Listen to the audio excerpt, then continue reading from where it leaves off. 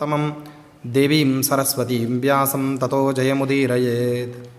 ಸ್ವಸ್ತ್ಯಸ್ತು ಸತಾಮಖಿಲಸನ್ಮಂಗಲಾನಿ ಭವಂತು.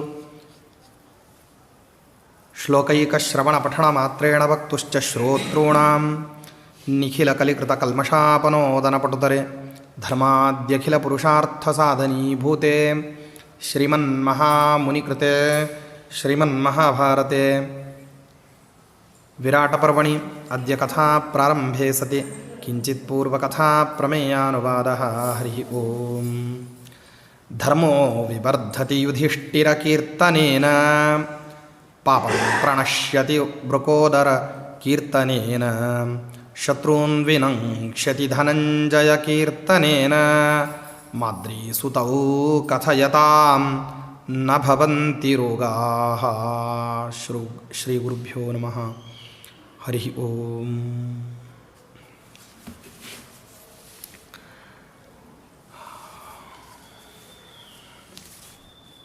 ಈಗ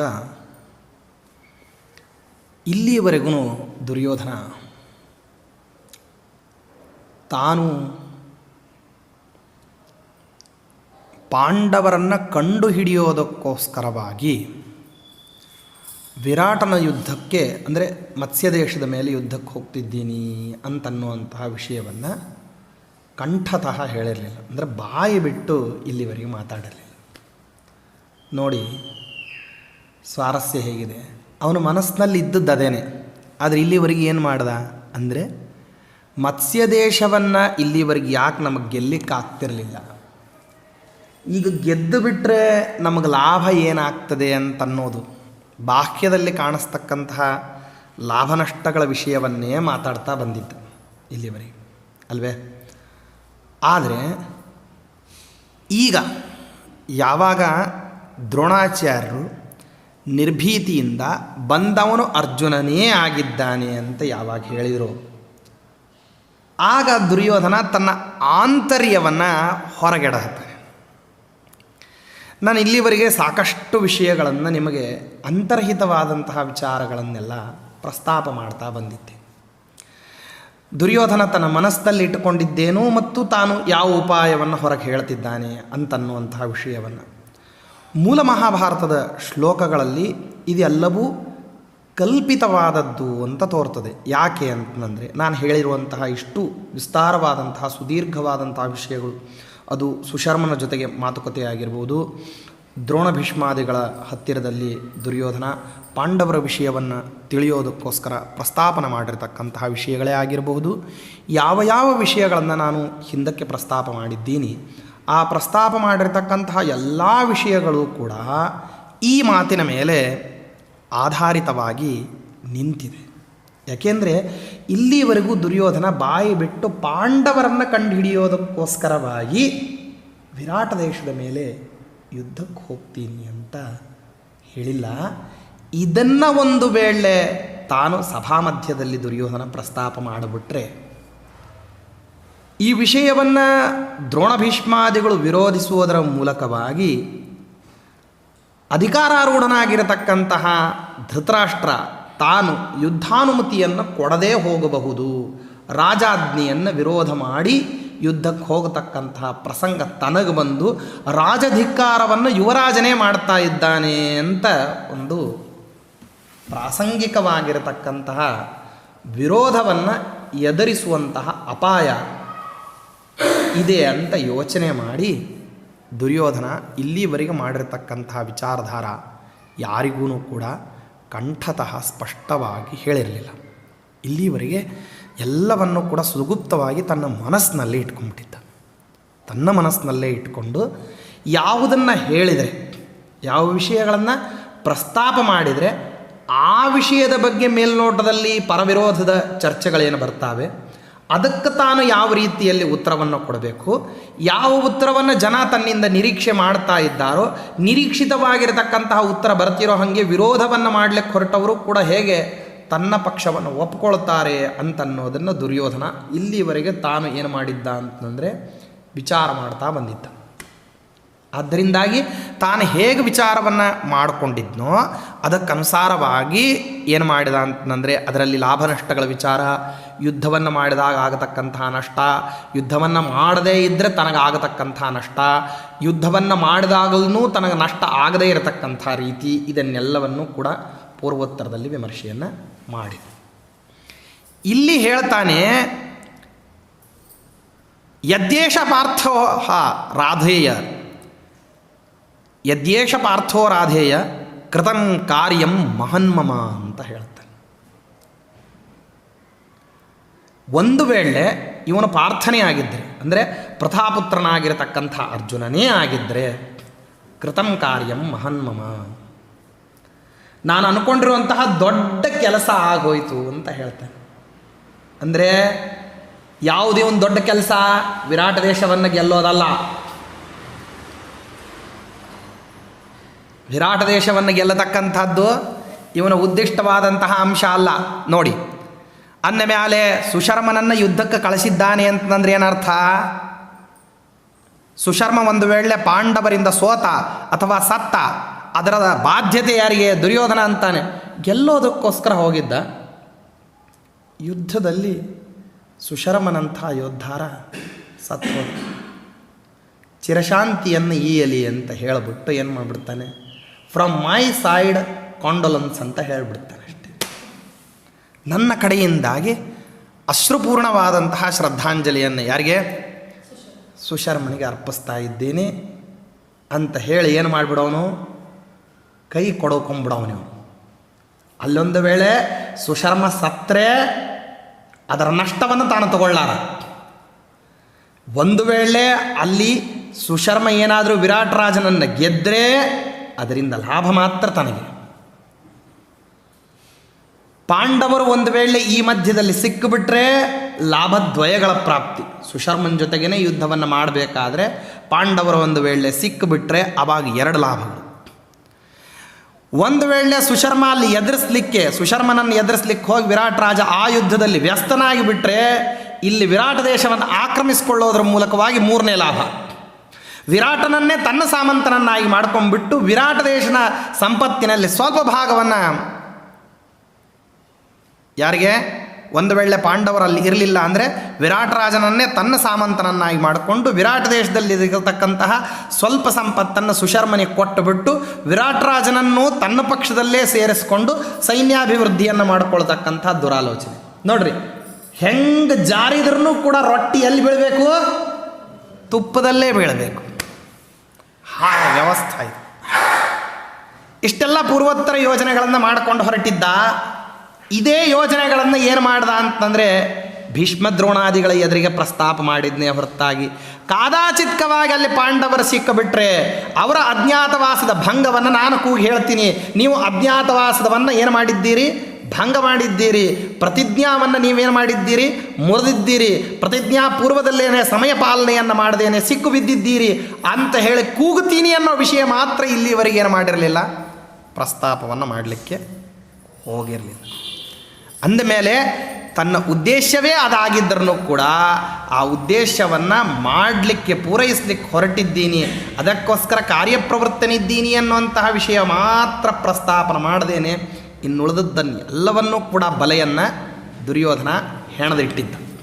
ಆ ಹೆಣದಿರ್ತಕ್ಕಂತಹ ಬಲೆ ಎಷ್ಟು ಬಲಿಷ್ಠವಾಗಿತ್ತು ಅಂತಂದರೆ ಏನಕ್ಕೇನಾಪಿ ಪ್ರಕಾರೇಣ ಹೊರಗೆ ಬರೋ ಹಾಗಿರಲಿಲ್ಲ. ಆದರೆ ನೋಡ್ರಿ, ಇದೊಂದು ವಿಚಿತ್ರ. ಮನುಷ್ಯನಿಗೆ ಅತಿಯಾಗಿರತಕ್ಕಂತಹ ಸಂತೋಷ ಆದರೆ ಅದನ್ನು ಏನು ಮಾಡಲಿಕ್ಕಾಗೋದಿಲ್ಲ ಅಂತಂದರೆ ಕಳ್ತನ ಮಾಡಿದಾಗಲೂ ಅದನ್ನು ತಡ್ಕೊಳ್ಳಿಕ್ಕಾಗೋದಿಲ್ಲ. ಕಳ್ಳತನದಿಂದಲೇ ಸಂತೋಷ ಸಿಕ್ಕಿತ್ತು ಅಂತ ಇಟ್ಕೊಳ್ರಿ. ನೀತಿ ಕಥಾವನ್ನು ಪಂಚತಂತ್ರದಲ್ಲಿ ಹೇಳ್ತಾರೆ. ವಿಚಿತ್ರವಾದಂತಹ ನೀತಿ ಕಥಾ. ಒಂದಾವರ್ತಿ ಏನಾಗಿಬಿಡುತ್ತಂತಂದರೆ ಒಂದು ನರಿ, ಒಂದು ಕತ್ತೆ ಎರಡೂ ಕೂಡ ಒಂದು ತೋಟಕ್ಕೆ ಹೋದುವಂತೆ. ಆ ತೋಟದಲ್ಲಿ ಯಥೇಚ್ಛ ಬೇಕಾಗಿರತಕ್ಕಂತಹ ಈ ಗಡ್ಡೆಗಳು ಇವನ್ನೆಲ್ಲನೂ ಬೆಳೆದಿದ್ರು. ಆ ಬೆಳೆದಿರೋದನ್ನು ತಿಂತಾ ಇದ್ವಂತೆ. ನರಿ ಹೊಟ್ಟೆಬಾಕ ಪ್ರಾಣಿ, ಯಥೇಚ್ಛೆ ಎಷ್ಟು ಬೇಕೋ ಅಷ್ಟು ತಿಂದುಬಿಡ್ತು. ತಿಂದ ಮೇಲೆ ಕತ್ತೆಗೆ ಹೇಳ್ತಂತೆ, ನೋಡು ನನಗೆ ಭಾಳ ಏನಾಗಿಬಿಟ್ಟಿದೆ, ತಿನ್ನೋದೆಲ್ಲ ತಿಂದಿದ್ದಾಗಿದೆ, ಅದಕ್ಕೋಸ್ಕರವಾಗಿ ಇನ್ನು ನಾನು ಸಂತೋಷ ಆದಾಗ ನಾನು ಹಾಡು ಹೇಳ್ತೀನಿ ಅಂತ ಹೇಳ್ತಂತೆ. ಅದಕ್ಕೆ ಕತ್ತೆ ಹೇಳ್ತು, ಹೇಳಲಿಕ್ಕೆ ಹೋಗಬೇಡ, ಅವ ಯಜಮಾನ ಬಂದ ಅಂದರೆ ಅಟ್ಟಿಸ್ಕೊಂಬಂದು ಹೊಡಿತಾನೆ. ಅದಕ್ಕೆ ನರಿ ಹೇಳ್ತಂತೆ, ನಾನು ಹಾಡನ್ನು ಹೇಳಿಬಿಟ್ಟು ಓಡಿ ಹೋಗಿಬಿಡ್ತೀನಿ, ನೀನು ಓಡಿಬಿಡು, ಆವಾಗ ಸಿಗುವಂಥ ಪ್ರಸಂಗ ಇರೋದಿಲ್ಲ, ಸಂತೋಷವನ್ನು ತಡ್ಕೊಳ್ಳಿಕ್ಕಾಗೋದಿಲ್ಲ ಅಂತ ಹೇಳ್ತಂತೆ.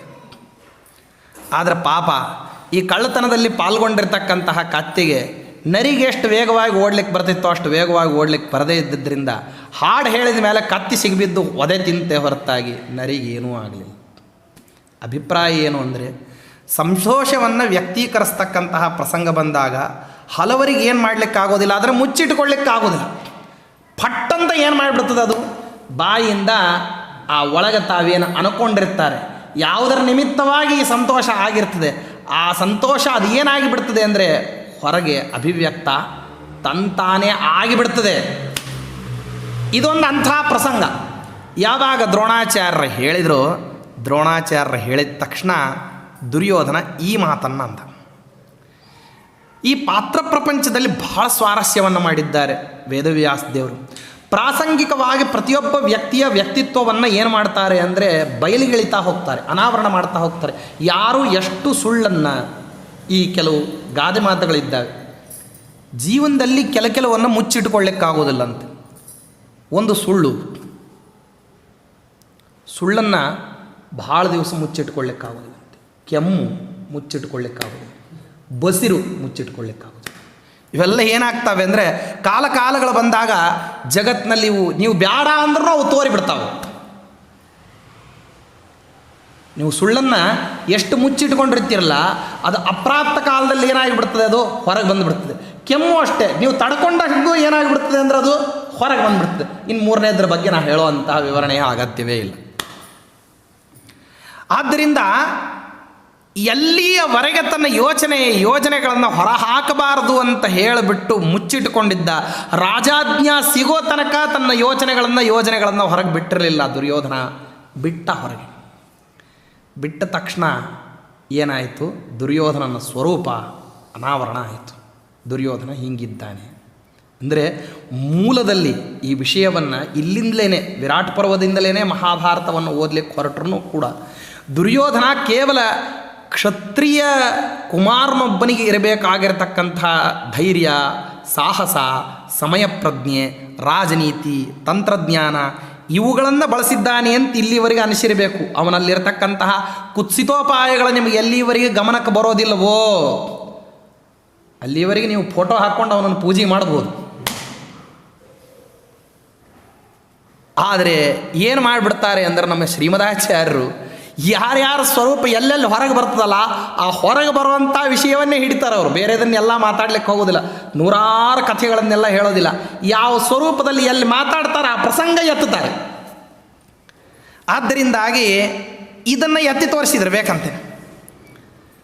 ಜ್ಞಾತಾ ಪುನಶ್ಚರಿಷ್ಯಂತಿ ದ್ವಾದಶಾನ್ಯಾಂಶ್ಚ ವತ್ಸರಾನ್ ಯದ್ಯೇಷ ಪಾರ್ಥೋ ರಾಧೇಯ ಕೃತಂ ಕಾರ್ಯಂ ಮಹನ್ಮಮ. ಒಂದು ವೇಳೆ ಇವ ಅರ್ಜುನನೇ ಆಗಿಬಿಟ್ಟಿದ್ದ ಅಂದ್ರೆ ದೊಡ್ಡ ಕೆಲಸ ಆಗಿಬಿಡ್ತಪ್ಪ. ಕಾರಣ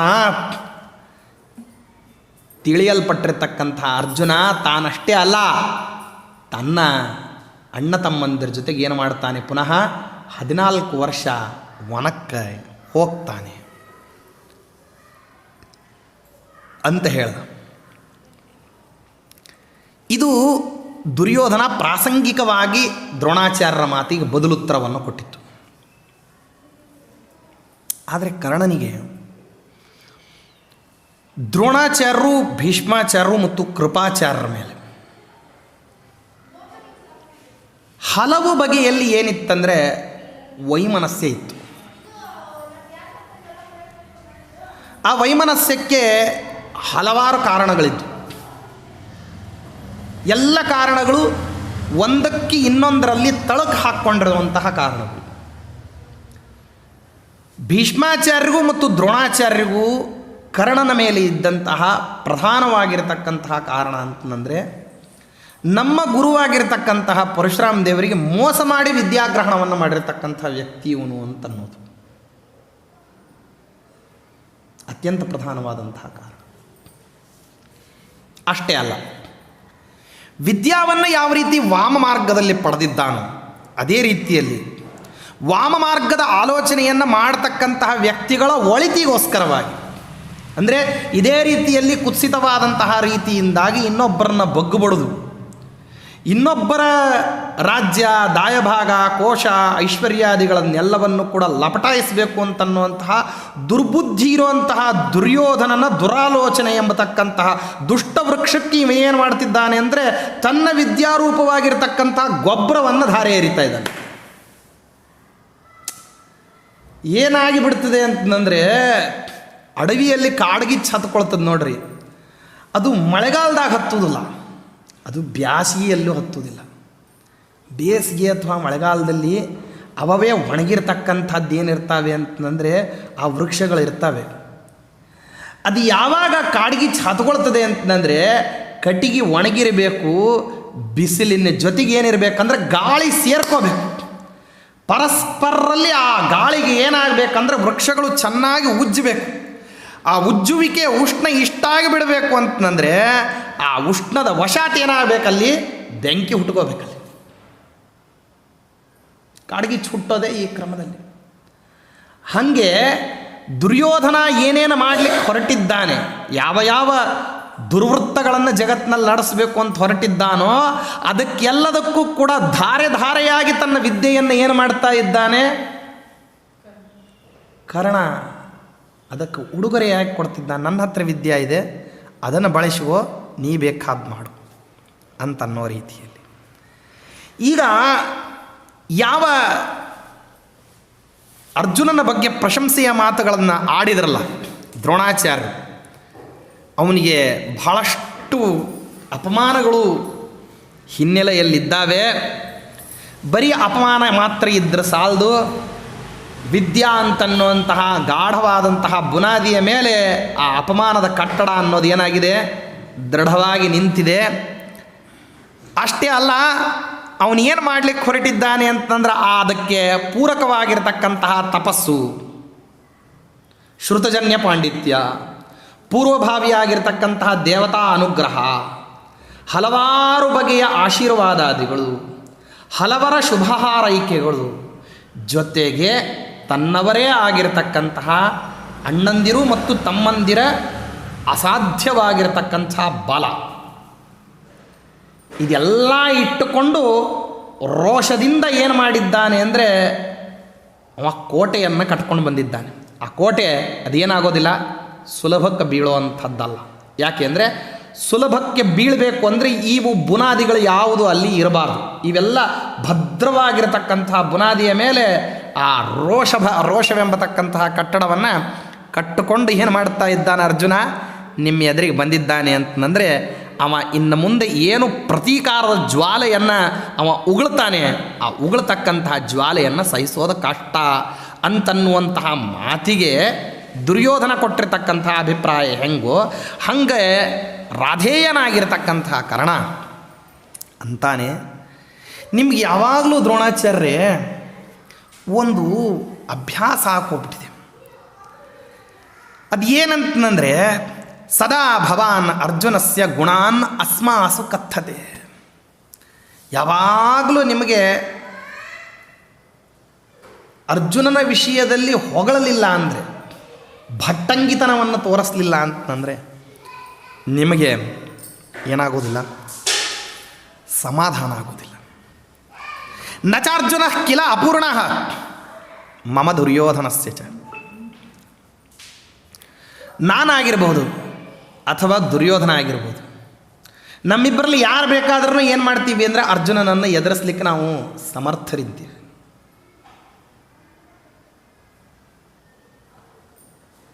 ನಾನಾಗಲಿ ಅಥವಾ ದುರ್ಯೋಧನ ಆಗಲಿ ಎದುರಿಸಲಿಕ್ಕೆ ಸಮರ್ಥರಿದ್ದೀವಿ. ನೋಡಿ, ಇದು ಕರ್ಣ ಹೇಳಿರತಕ್ಕಂಥದ್ದು ಪ್ರಾಮಾಣಿಕವಾದ ಮಾತು. ಕರ್ಣ ಹೇಳಿರತಕ್ಕಂಥ ಈ ಅಭಿಪ್ರಾಯ ಏನಿದೆಯಲ್ಲ ಅತ್ಯಂತ ಪ್ರಾಮಾಣಿಕವಾದದ್ದು. ಕೆಲವಾರು ಸಾರಿ ಪ್ರಾಮಾಣಿಕವಾದಂತಹ ಅಭಿಪ್ರಾಯಗಳು ಕೂಡ ಅಪ್ರಾಮಾಣಿಕರು ಕೊಟ್ಟುಬಿಟ್ರು ಅಂದರೆ, ಅಥವಾ ಅಪ್ರಾಮಾಣಿಕವಾಗಿರ್ತಕ್ಕಂಥ ಜಾಗದಲ್ಲಿ ನಿಂತುಕೊಂಡು ಕೊಟ್ಟುಬಿಟ್ರು ಅಂತಂದರೆ ಆ ಅಭಿಪ್ರಾಯಗಳಿಗೆ ಏನಾಗಿ ಬಿಡುತ್ತದೆ ಅಂದರೆ ವಿರುದ್ಧವಾದ ಬೆಲೆ ಬಂದುಬಿಡುತ್ತದೆ, ಸರಿಯಾದ ಬೆಲೆ ಬರೋದಿಲ್ಲ. ಕಳ್ಳ ತಾನೆಷ್ಟೇ ಪ್ರಾಮಾಣಿಕವಾಗಿರ್ತಕ್ಕಂತಹ ಸಾಕ್ಷಿಯನ್ನು ಹೇಳ್ತೀನಿ ಅಂತ ನ್ಯಾಯಾಲಯದಲ್ಲಿ ಬಂದು ಹೇಳಿದರೂ ಕೂಡ ಪ್ರತಿವಾದಿಯಾದವನು ಮೊದಲೇನು ಆಪಾದನೆ ಮಾಡ್ತಾನೆ ಅಂದರೆ, ಸ್ವಾಮಿ ನೀವು ಯಾರನ್ನು ನಮ್ಮ ಮಾತನ್ನು ನಂಬಿಕೊಂಡು ನೀವು ಯಾರನ್ನು ಸಾಕ್ಷಿ ಅಂತ ಪರಿಗಣನೆ ಮಾಡಿ ನೀವು ನಿಮ್ಮ ನ್ಯಾಯ ನಿರ್ಣಯವನ್ನು ಮಾಡಲಿಕ್ಕೆ ಹೊಂಟಿರೋ, ಮೊದಲು ಸ್ವಲ್ಪ ಅವನ ಪೂರ್ವೋತ್ತರವನ್ನು ವಿಮರ್ಶೆ ಮಾಡಿರಿ. ನೀವು ಅವನ ಕಳ್ಳ, ಅವನ ಸುಳ್ಳ, ಅವನ ಲಂಪಟ, ಅವನ ಮೋಸಗಾರ ಅಂತಾದರೆ ಅವನ ಮಾತಿಗೆ ಎಷ್ಟು ಬೆಲೆ ಕೊಡಬಹುದು ಅಂತನ್ನೋದನ್ನು ನಿರ್ಧಾರ ಮಾಡಿ ಮನಸ್ಸಿನಲ್ಲಿ ಇಟ್ಟುಕೊಂಡು ಆಮೇಲೆ ನ್ಯಾಯ ನಿರ್ಣಯ ಮಾಡಿರಿ. ಅವ ಸತ್ಯನೇ ಹೇಳ್ತಾ ಇದ್ದಾನೆ ಅಂದ್ರೂ ಆ ಸತ್ಯಕ್ಕೆ ಎಷ್ಟು ಬೆಲೆ ಕಟ್ಟಬೋದು ಅಂತ ನೋಡ್ಕೊಳ್ರಿ. ಅಂದ್ರೆ ನೋಡ್ರಿ, ಆ ಸತ್ಯವಚನಕ್ಕೂ ಕೂಡ ಅವ ಹೇಳಿರ್ತಕ್ಕಂಥದ್ದು ಅದು ಸತ್ಯವೇ ಆಗಿರ್ಬೋದು, ಅದು ಪ್ರಾಮಾಣಿಕವೇ ಆಗಿರ್ಬೋದು.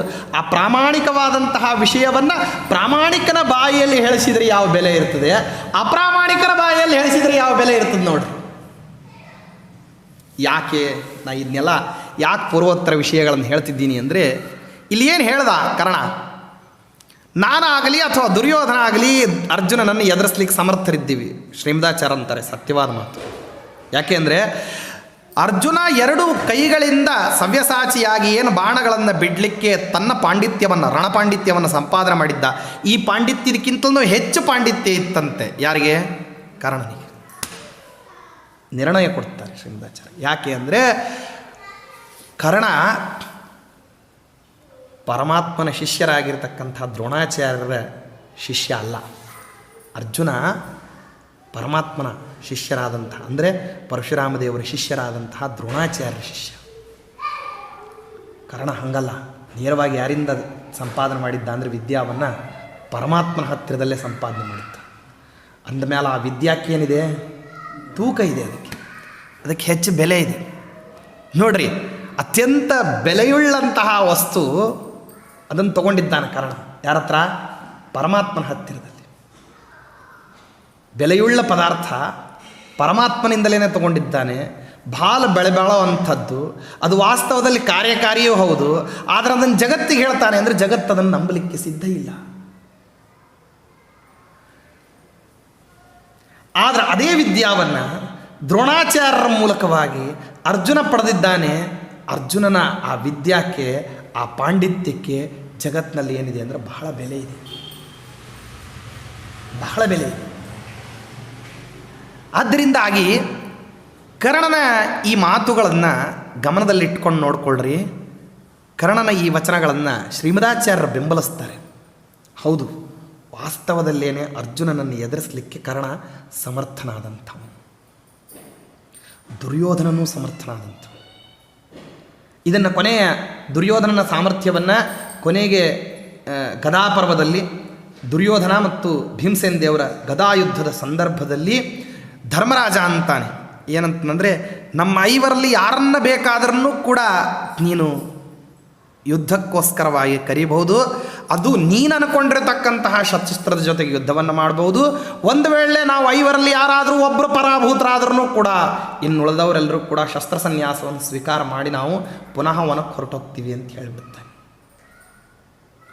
ಕೃಷ್ಣ ಅಂತಾನೆ, ನಿನಗದೆಷ್ಟೇ ವಿಜಯವನ್ನು ಚಿನ್ನದ ತಟ್ಟೆಯಲ್ಲಿ ಕೊಟ್ಟಿಟ್ಟರೂ ಕೂಡ ಅದನ್ನು ತಿರ್ಗಾ ನಾಯಿ ತಲೆ ಮೇಲೆ ಒಯ್ದು ಹಿಡಿಯುವಂಥ ಬುದ್ಧಿ ಬಿಡುವುದಿಲ್ಲ ನೀನು ಅಂತ.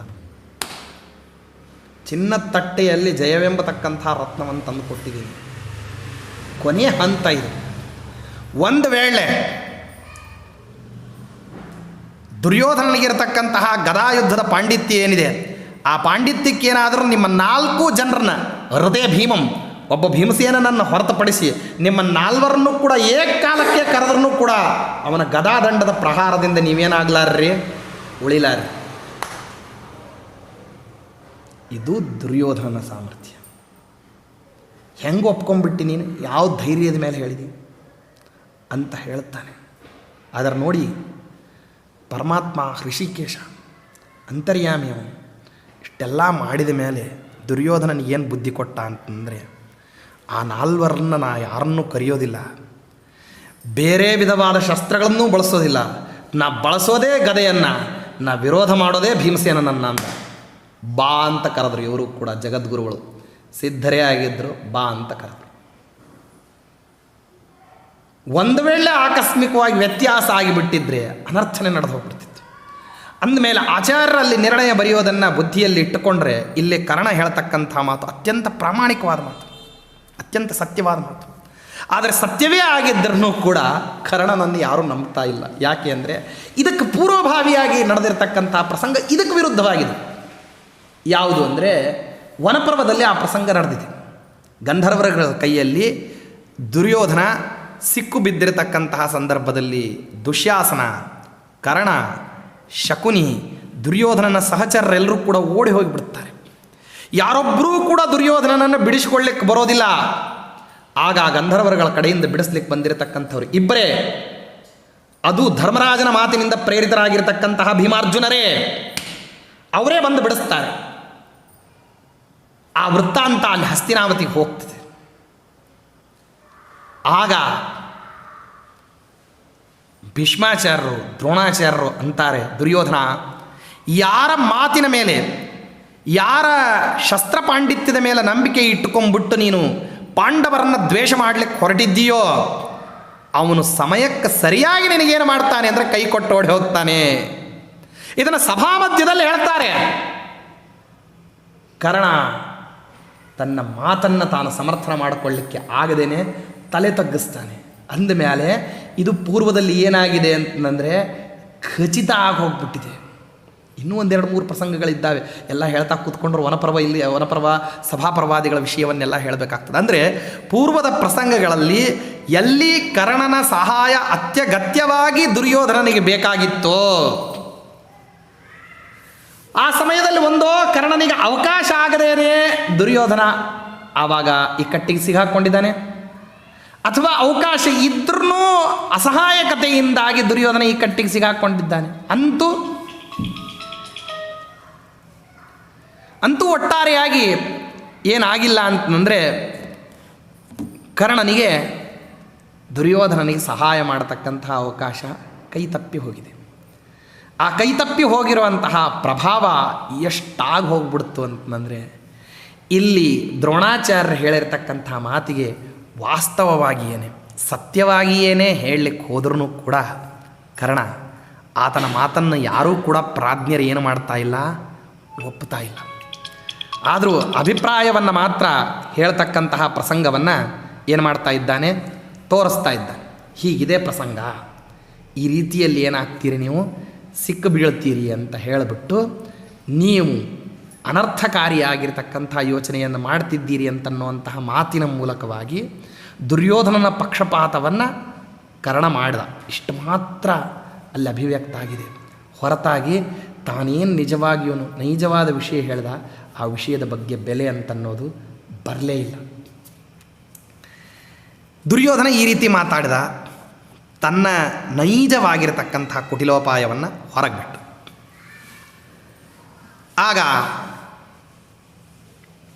ದುರ್ಯೋಧನನ ಮಾತುಗಳನ್ನು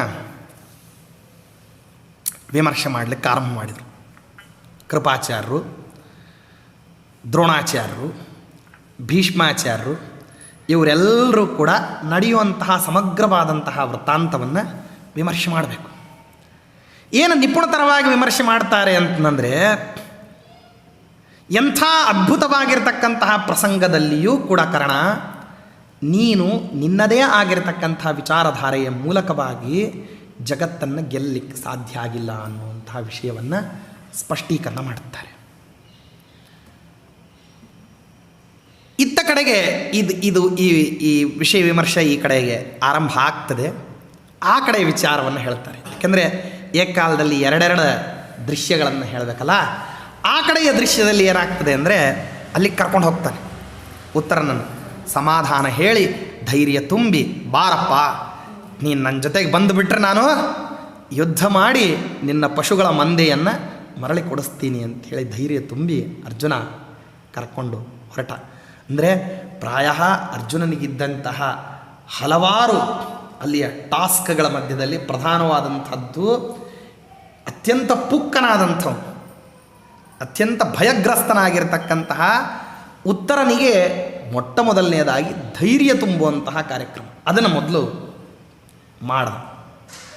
ಅದನ್ನು ಮಾಡಿ ಪ್ರಾಯ ಅದರಲ್ಲಿ ಯಶಸ್ವಿಯಾಗಿ ಅವನನ್ನು ರಥದಲ್ಲಿ ಏರಿಸಿಕೊಂಡು ಕರ್ಕೊಂಡು ನೇರವಾಗಿ ತಾವೆಲ್ಲಿ ಯಾವ ಶಮಿ ವೃಕ್ಷದಲ್ಲಿ ಆಯುಧಗಳನ್ನೆಲ್ಲವನ್ನು ಹಿಂದಕ್ಕೆ ಕಟ್ಟಿಟ್ಟಿದ್ವಿ ಅಲ್ಲಿಗೆ ಹೋಗಿದ್ದಾನೆ. ಅಲ್ಲಿಗೆ ಹೋದ ನಂತರದಲ್ಲಿ, ನೋಡಪ್ಪ ನೀವೊಂದು ಕೆಲಸ ಮಾಡು, ಈ ಶಮಿ ವೃಕ್ಷವನ್ನು ಮೇಲಕ್ಕೆ ಹತ್ತು, ಅಲ್ಲಿ ಹತ್ತಿ ಮತ್ತು ನನ್ನ ಗಾಂಡೀವ ಧನಸ್ಸಿದೆ ಅದನ್ನು ತಗೊಂಡು ಬಾ ಅಂತ ಹೇಳ್ದ.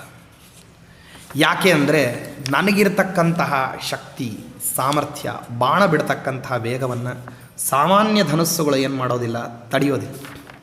ನನಗೆ ನನ್ನದೇ ಆಗಿರತಕ್ಕಂತಹ ಬಲ ಇದೆ.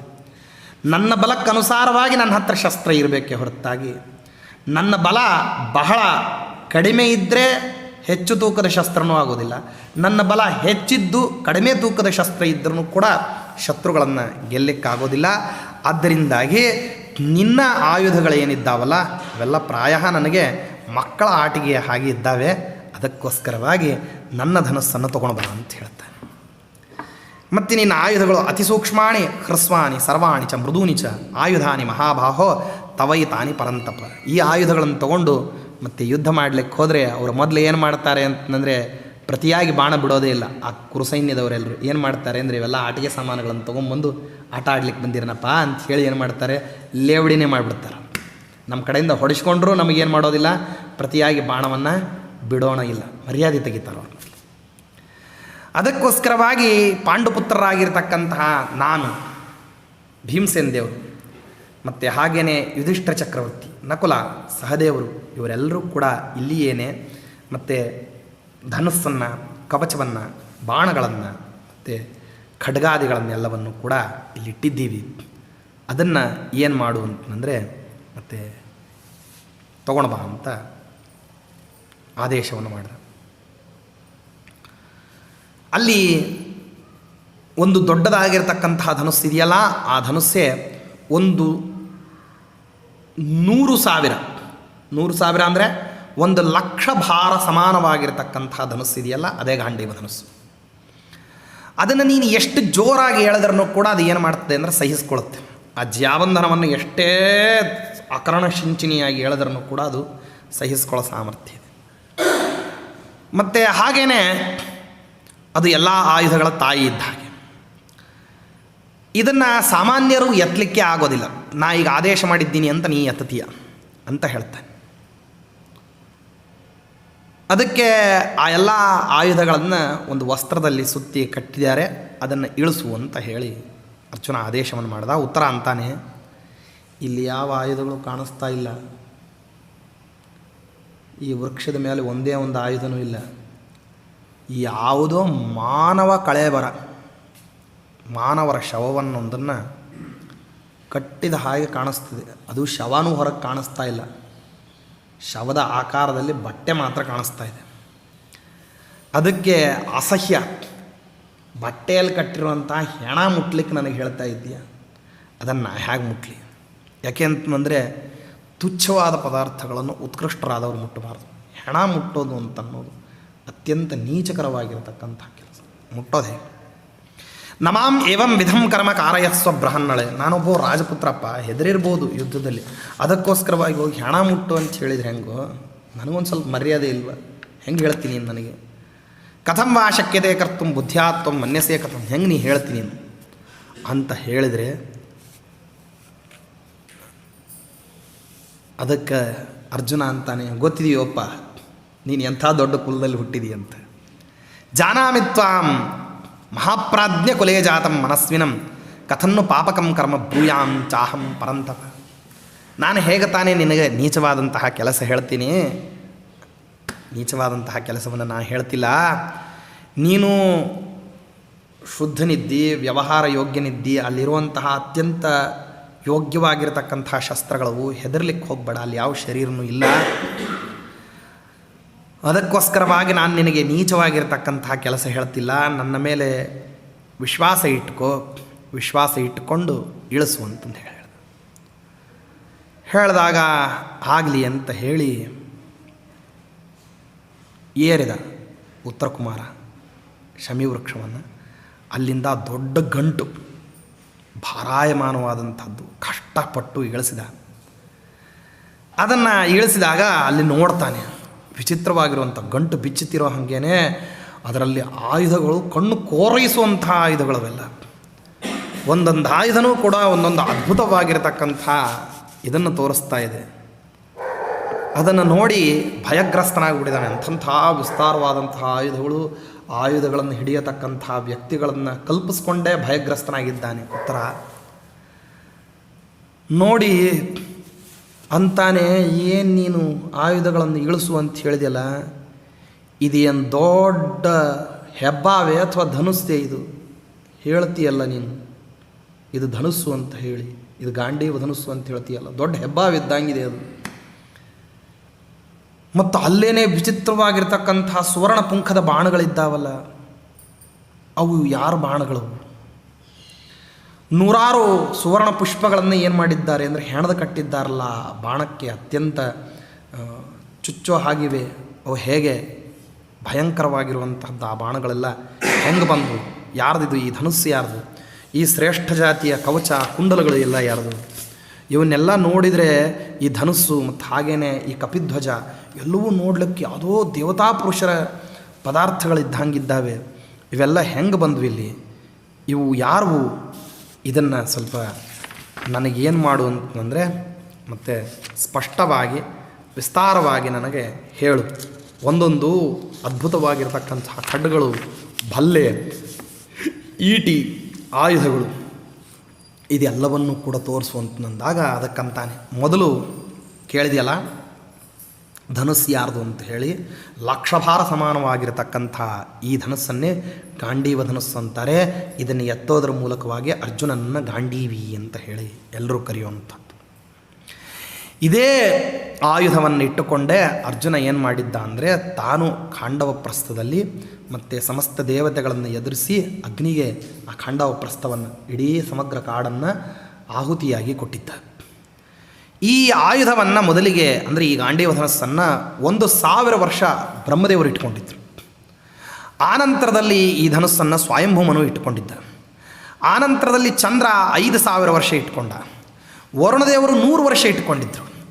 ಅಗ್ನಿದೇವರು ವರುಣನಿಂದ ಪ್ರೀತಿಪೂರ್ವಕವಾಗಿ ಅದನ್ನು ಏನು ಮಾಡಿದ್ರು, ಕೇಳಿಸ್ಕೊಂಡಿದ್ರು. ಅದನ್ನು ಏನು ಮಾಡಿದರು ಅಂದರೆ, ಪ್ರಾದಿಭಾವ್ಯ ನಾಮಕನಾಗಿರ್ತಕ್ಕಂತಹ ಅಗ್ನಿ ಅದನ್ನು ನನಗೆ ಉಡುಗೊರೆಯ ರೂಪದಲ್ಲಿ ಖಾಂಡವ ಪ್ರಸ್ಥವನ್ನು ದಹನ ಮಾಡಲಿಕ್ಕೆ ನಿನಗೆ ಅವಕಾಶ ಮಾಡಿಕೊಡ್ತೀನಿ ಅಂದಾಗ ಉಡುಗೊರೆಯ ರೂಪದಲ್ಲಿ ನನಗೆ ತಂದು ಕೊಟ್ಟ. ಈ ಧನಸ್ಸನ್ನು ಅರ್ಜುನ 65 ವರ್ಷ ತಾನು ಧಾರಣ ಮಾಡ್ತಾನೆ. ಹೇಳ್ತಾನೆ ಎಷ್ಟು ವರ್ಷ ಇಟ್ಕೊಂಡಿರ್ತಾನೆ ಅಂತೇಳಿ. ಇಂಥ ಅದ್ಭುತವಾಗಿರತಕ್ಕಂತಹ ಧನಸ್ಸಿದು.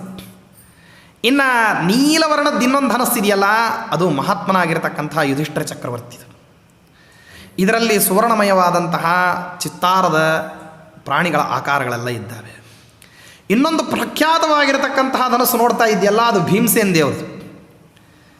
ಅದನ್ನು ಮತ್ತು ಸಹಸ್ರ ಸುವರ್ಣಮಯವಾಗಿರತಕ್ಕಂತಹ ಸಹಸ್ರ ಯೋಧರುಗಳು ಮತ್ತು ವ್ಯಾಘ್ರಗಳ ಚಿಹ್ನೆ ಏನಿದ್ದಾವೆ ಅಂತಂದರೆ ಅದರಲ್ಲಿದ್ದಾವೆ. ಇದೇ ಧನಸ್ಸನ್ನು ಇಟ್ಟುಕೊಂಡು ರಾಜಸೂಯಾಗರ ಸಂದರ್ಭದಲ್ಲಿ ಭೀಮಸೇನ ದೇವರು ಎಲ್ಲ ಪೂರ್ವ ದಿಕ್ಕಿಗಿರತಕ್ಕಂತಹ ಸಮಗ್ರ ರಾಜರುಗಳು ದೇವತಾ ಲೋಕದವರೆಗೆ ಆ ದಿಕ್ಕಿನಲ್ಲಿ ಯಾರ್ಯಾರಿದ್ದಾರೋ ಎಲ್ಲರನ್ನೂ ಗೆದ್ದುಕೊಂಡು ಬಂದಿದ್ರು. ಹಾಗೆಯೇ ಅದರಲ್ಲಿ ಆ ಧನುಸ್ಸು ಮನುಷ್ಯರು ಮತ್ತು ದೇವತೆಗಳು ಎಲ್ಲರೂ ಕೂಡ ಪೂಜಾ ಮಾಡ್ತಾರೆ ಆ ಭೀಮಸೇನ ದೇವರ ಧನುಸ್ಸನ್ನು. ಇನ್ನೊಂದು ಧನಸ್ಸಿದೆಯಲ್ಲ, ಅದು ಮಾದ್ರಿಪುತ್ರನಾಗಿರ್ತಕ್ಕಂಥ ಮೇಧಾವಿಯಾದ ನಕುಲಂತು. ಇದರಲ್ಲಿ ನವಿಲಿನ ಚಿತ್ರಗಳು ಮತ್ತು ಚಂದ್ರ ಪ್ರತಿಮಾಗಳೆಲ್ಲ ಇದ್ದಾವೆ. ಇನ್ನೊಂದು ಧನಸ್ಸು ಸಹದೇವಂತು. ಇನ್ನು ಈ ಹಸಿರು ಬಣ್ಣದ ಬಾಣಗಳಿದ್ದಾವಲ್ಲ, ಈ ಬಾಣವನ್ನು ಬಿಟ್ಟರೆ ಗೊತ್ತಾಗ್ತದೆ ಯುಧಿಷ್ಠಿರ ಚಕ್ರವರ್ತಿ ಇದು ಅಂತೇಳಿ ಆ ಬಾಣ. ಮತ್ತು ಹಾಗೇ ಇನ್ನು ರಕ್ತವರ್ಣದ ಬಾಣಗಳಿದ್ದಾವೆ ನೋಡು, ಆ ಬಾಣಗಳ ಸಾಮಾನ್ಯವಾಗಿ ಪ್ರಯೋಗ ಮಾಡೋದಿಲ್ಲ, ಅದು ಭೀಮಸೇನ ದೇವ್ರದು. ಅದನ್ನು ಬಿಟ್ಟರು ಅಂದರೆ ಮಹಾವಿಪತ್ ಪರಂಪರೆಯೂ ನಾಶ ಆಗುತ್ತೆ. ಹಾಗೇ ಇಟ್ಕೊಂಡಿದ್ದಾರೆ ಆ ಧನಸ್ಸನ್ನು. ಅಂಥದ್ದು ಈ ರೀತಿಯಲ್ಲಿ. ಮತ್ತು ವ್ಯಾಘ್ರ ಚರ್ಮದಲ್ಲಿ ಇಟ್ಟಿರ್ತಕ್ಕಂತಹ ಖಡ್ಗ ಅದು ಯುಧಿಷ್ಠಿರ ಚಕ್ರವರ್ತಿದು.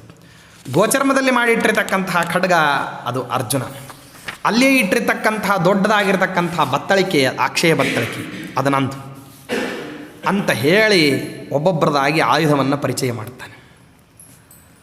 ಆಗ ವಿರಾಟ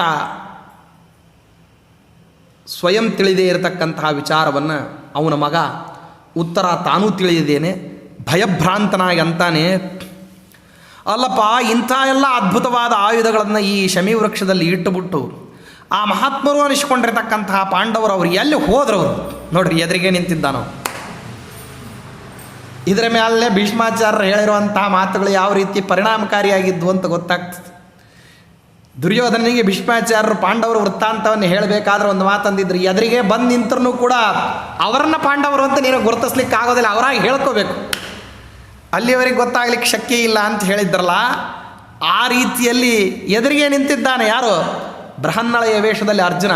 ಆದರೆ ಗೊತ್ತಾಗ್ತಿಲ್ಲ. ಕೊನತೆ ಪಾಂಡವ ಶೂರಾ ಸಂಗ್ರಾಮೇಶ್ವಪರಾಜಿತಾ ಯೇಷಾಂ ಇಮಾನಿ ದಿವ್ಯಾನಿ ಶ್ರಿಯಾ ದಿಪ್ಯಂತಿ ಭಾಂತಿ ಚ. ಎಲ್ಲಿ ಹೋದ್ರವರು? ಧರ್ಮಜ್ಞರು, ಬಾಂಧವ ವಾತ್ಸಲ್ಯ ಇರತಕ್ಕಂಥವರು, ಮತ್ತು ಸರ್ವಾಸ್ತ್ರ ಕುಶಲರಾಗಿರತಕ್ಕಂತಹ ವ್ಯಕ್ತಿಗಳು, ಸರ್ವಶತ್ರು ಸಂಹಾರಕರಾಗಿರತಕ್ಕಂಥವರು, ಮಹಾಮಾನಿಷ್ಠೆ ಆಗಿರತಕ್ಕಂತಹ ದ್ರೌಪದಿ ದೇವಿ, ಅವರೆಲ್ಲರೂ ಕೂಡ ನಮಗೆ ಮತ್ತು ಅನುಬಂಧಿಗಳಾಗಬೇಕು. ನಮಗೆ ಅವ್ರ ಜೊತೆಗೆ ಬಾಂಧವ್ಯ ಇದೆ ನಮಗೆ. ಅವರೆಲ್ಲರೂ ಕೂಡ ಅಕ್ಷದಾಟದಲ್ಲಿ ಸರ್ವಸ್ವವನ್ನು ಕಳಕೊಂಡು, ರಾಜ್ಯವನ್ನು ಕಳಕೊಂಡು ಅವರೇನಾಗಿದ್ದಾರೆ, ವನಕ್ಕೆ ಹೋಗಿದ್ದಾರೆ ಅಂತ ಹೇಳಿ ಕೇಳಿದ್ದೀವಿ. ಎಲ್ಲಿ ಹೋದರು ಅಂತ ಅನ್ನೋದು ಗೊತ್ತಾಗಿಲ್ಲ, ನೋಡಿಲ್ಲ ನಾವು ಅವ್ರನ್ನು ಅಂತ ಹೇಳಿದಾಗ ಅದಕ್ಕಂತಾನೆ ಅರ್ಜುನ, ಕೇಳಪ್ಪ, ಅಹಮಸ್ಮಿ ಅರ್ಜುನೋ ನಾಮ್ನ, ನಾನೇಪ್ಪ ಅರ್ಜುನ ಅಂದರೆ ಅಂತ ಹೇಳ್ಕೊತಾನೆ. ಕಂಕೋ ನಾಮ ಯುಧಿಷ್ಠಿರ, ನಿಮ್ಮಪ್ಪನ ಬಗಲಿಗೆ ಯಾವಾಗಲೂ ಕೂತಿರ್ತಾನಲ್ಲ ಸನ್ಯಾಸಿ ವೇಷವನ್ನು ಹಾಕ್ಕೊಂಡು, ಅವ ಹೇಳ್ದಂಗೆಲ್ಲ ನಿಮ್ಮಪ್ಪ ಕೇಳ್ತಾನಲ್ಲ, ಯಾರು ಅಂದ್ಕೊಂಡಿದ್ದೆ ಅವನೇ ಯುಧಿಷ್ಠಿರ ಚಕ್ರವರ್ತಿ. ಭೀಮಸೇನಸ್ತು ವಲಲಹ, ಪಾಕಶಾಲಾಧ್ಯಕ್ಷನಾಗಿರತಕ್ಕಂತಹ ಅಡಿಗೆ ಅವನೇನಿದ್ದಾನಲ್ಲ ಅವನೇ ಭೀಮಸೇನ ದೇವರು. ಪಿತುಸ್ತೆ ಪರಿಚಾರಕ, ಇನ್ನು ಆ ಕುದುರೆಗಳ ಲಾಯವನ್ನು ಇಟ್ಟುಕೊಂಡು ಬೇಕಾದಷ್ಟು ಅಶ್ವಶಾಲೆಯನ್ನೆಲ್ಲ ಬೆಳೆಸಿದ್ದಾನಲ್ಲ ಅವನು ನಕುಲ. ಇನ್ನು ಗೋಧನಾಧ್ಯಕ್ಷನಿದ್ದಾನಲ್ಲ ಆ ತಂತ್ರಿಪಾಲ, ಬೇರೆಯವನಲ್ಲ, ಅವನೇ ಸಹದೇವ.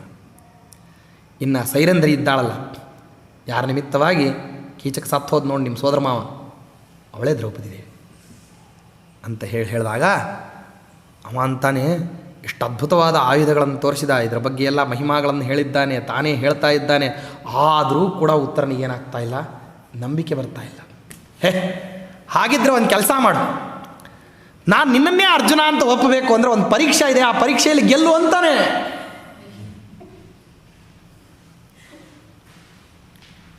ರಾಮಚಂದ್ರ ದೇವರಿಗೆ ಸುಗ್ರೀವ ಪರೀಕ್ಷೆ ಇಟ್ಟಿದ್ದಂತೆ, ವಾಲಿಯನ್ನ ಕೊಲ್ತೀಯ ನೀನು, ಎಂಥ ವಾಲಿ ಅವನು. ಅಮಾಯಾವಿ ಅಂತನ್ನುವಂತಹ ರಾಕ್ಷಸನನ್ನು ಕೊಂದುಬಿಟ್ಟು ವಾಲಿ ಏನು ಮಾಡಿದ್ದ ಅಂದರೆ, ಅವನ ಹೆಣ ಅದೆಷ್ಟು ಭಾರಾಯಮಾನವಾಗಿರ್ತಕ್ಕಂಥದ್ದು, ಪರ್ವತ ಪ್ರಾಯವಾಗಿರ್ತಕ್ಕಂಥ ಹೆಣವನ್ನು ಎತ್ತಿ ಎಸೆದಂತೆ ವಾಲಿ. ಆ ಹೆಣ ತೋರಿಸ್ತೀನಿ, ಅದನ್ನ ಅಲ್ಲಾಡಿಸ್ಬಿಡು ಅಂತ ಕೇಳ್ತಾನೆ. ಯಾರಿಗೆ? ರಾಮಚಂದ್ರ ದೇವರಿಗೆ ಸುಗ್ರೀವ ಕೇಳ್ತಾನೆ. ಪರಮಾತ್ಮ ಆಯ್ತು ಬಾ ಅಂತಂತ ಹೇಳಿ ಕರ್ಕೊಂಡು ಹೋಗಿ ಅದನ್ನು ತೋರಿಸಿದಾಗ ಏನು ಮಾಡ್ತಾನೆ ಅಂತಂದರೆ, ಈ ಎಡಗಾಲಿನ ಹೆಬ್ಬೆರಳಿನಿಂದ ಪರಮಾತ್ಮ ಚಿಂತಾನಂತ ಲಕ್ಷಾವಧಿ ಯೋಜನೆ ದೂರದವರೆಗೆ ಅದು ಏನಾಗ್ತದೆ, ಅದು ಅಸ್ಥಿಪಂಜರ ಹಾರಿ ಹೋಗ್ತದೆ. ಅಲ್ಲಿಗೆ ನಂಬಿಕೆ ಬರೋದಿಲ್ಲ ಸುಗ್ರೀವನಿಗೆ. ಅಂತಾನೆ, ಅವ ಸತ್ತಾಗ ಅದರಲ್ಲೆಲ್ಲ ಏನಿತ್ತು, ಸಪ್ತಧಾತುಗಳಿದ್ದು, ತ್ವಕ್ಚರ್ಮ ವಾಗಂಸ ರುದಿರ ಮೇಧೋ ಬಜ್ಜಾ ಸ್ನಾಯವೋ ಅಸ್ಥೀನಿ ಅಂಥೇಳಿ ಎಲ್ಲ ಇತ್ತು. ಈಗೆಲ್ಲ ಏನಾಗಿಬಿಟ್ಟಿದೆ, ಭೂಮಿಯಲ್ಲೆಲ್ಲ ಹೊರಟು ಹೋಗಿ ಕೇವಲ ಅಸ್ಥಿಗಳು ಮಾತ್ರ ಉಳಿದಿದ್ದಾವೆ. ಈಗಿಂದೇನು ದೊಡ್ಡ ವಿಚಾರ ಅಲ್ಲ, ಆವಾಗ ಅದನ್ನ ಎಸಿಬೇಕಾಗಿತ್ತು.